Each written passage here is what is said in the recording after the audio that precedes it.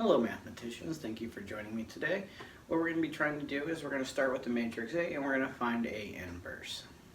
In order to find A inverse, recall what we're trying to find is a matrix so that A times A inverse is equal to A inverse times A is equal to the identity matrix. So what we're trying to do is find something when multiplied by A on either side is going to be the identity.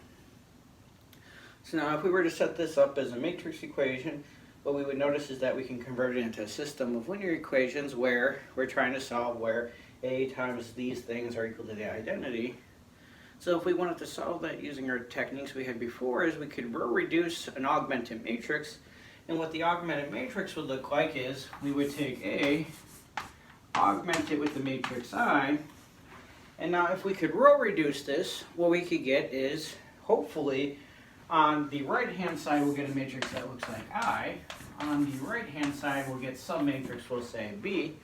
And so what that's saying is that if I want to solve for A inverse, I take this matrix, I row reduce it to get it to look something like this.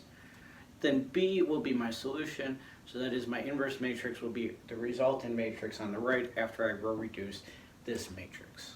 So here is my augmented matrix I want to row reduce. And so I'm going to work through this the way I did when I was looking at row reductions of matrices and solving systems of equations. So I'm going to start in my upper left-hand corner. I want my leftmost non-zero number to be a 1. It is. So I'll move on to the next step, and that is I want these entries to become zeros.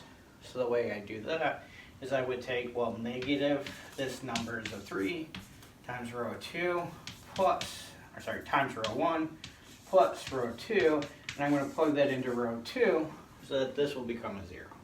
In the same way, I want this to be a 0, so I'm going to take the negative of that, so negative 3 times row 1 plus row 3, plug that into row 3, and if I perform those row operations, these will turn into zeros.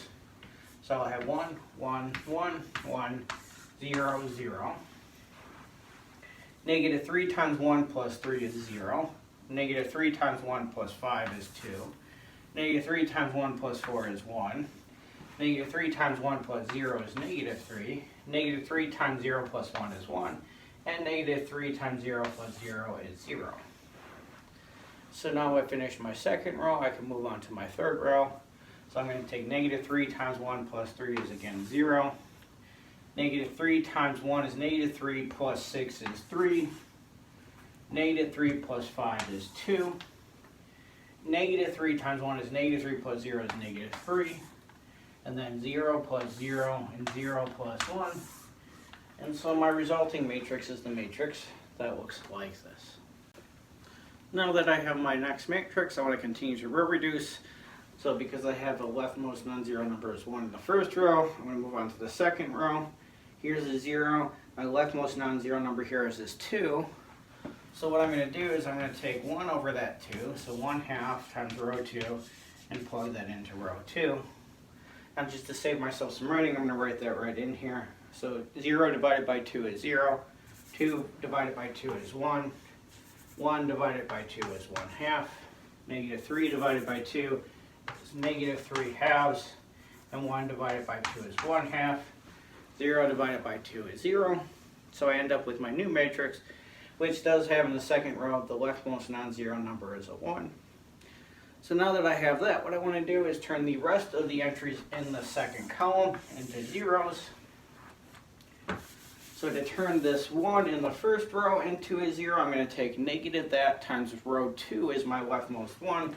So negative row 2 plus row 1, plug that into row 1. Now to get rid of the 3, I'm going to take negative 3 row 2, and add that to row 3 and plug that into row 3. So my resulting matrix will be negative 1 times 0 plus 1 is 1. Negative 1 plus 1 is 0. Negative 1/2 plus 1 is 1/2. Negative 3/2 is positive 3/2. Plus 1 is 2/2. 3/2 plus 2/2 is 5/2. And then negative 1/2 plus 0 is negative 1/2. Negative 0 plus 0 is 0. So that is my new first row. My second row is going to stay the same. I'm going to rewrite that. And now for my third row, I'm going to take a negative 3 times my second plus my third. So negative 3 times 0 plus 0 is again 0. Negative 3 times 1 plus 3 is 0. Now I get negative 3 times 1 half is negative 3 halves, plus 2 is 4 halves. 4 halves minus 3 halves is 1 half. And then I would do the same thing here. Negative 3 times negative 3 halves is 9 halves, minus 3. So 9 halves minus 6 halves. 9 halves minus 6 halves is 3 halves. And then negative 3 times 1 half is negative 3 halves. And then negative 3 times 0 plus 1 is just 1. So now I have a matrix where my leading term in the second row is 1. Everything else in the second column is 0. And so now I'm ready to move on to my third row. And so I'll go ahead and do that here. Notice that my leading non-zero number is 1 half. So I should multiply by 1 over 1 half is 2. So I'm going to multiply this row by 2. And so I can do that right here. So 1 half times 2 is 1. 3 halves times 2 is 3. Negative 3 halves times 2 is negative 3. And 1 times 2 is 2. So that will be my resulting matrix, and I'll still need to row reduce. All right, so the last step in row reducing this matrix is to turn the rest of the numbers in the third column into zeros. So in order to do that, I'm going to take, this is 1 half, so negative 1 half times row 3 is my leading one, plus row 1, I'll plug that into row 1.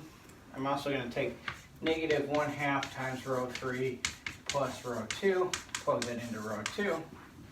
So if I do that, what I'm going to end up with is negative 1 half times 0 plus 1 is 1. 0 and 0 is 0. Negative 1 half is 0. And so now I get negative 3 halves plus 5 halves. So 5 halves minus 3 halves is 2 halves. 2 halves is 1. And then if I do that for the next one, I get negative 3 halves is positive 3 halves, minus 1 half is also 2 halves, which is 1. And then negative 1 half times 2 is going to be negative 1 plus 0 is going to be negative 1. Now if I move on to the second row, I'm going to get negative 1 half times 0 plus 0 is 0. Negative 1 half times 0 plus 1 is 1. Negative 1 half times 1 plus 1 half is 0. Negative 1 half times 3 is negative 3 halves. Negative 3 halves plus negative 3 halves is negative 6 halves, which is negative 3.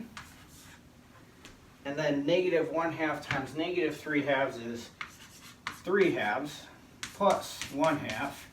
3 halves plus 1 half is 4 halves, which is 2. And then negative 1 half times 2 is negative 1 plus 0 is negative 1.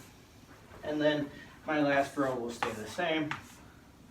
So I'll get that this is my resulting matrix. Notice now that each of my leftmost non-zero numbers is 1. They are making their way from left to right.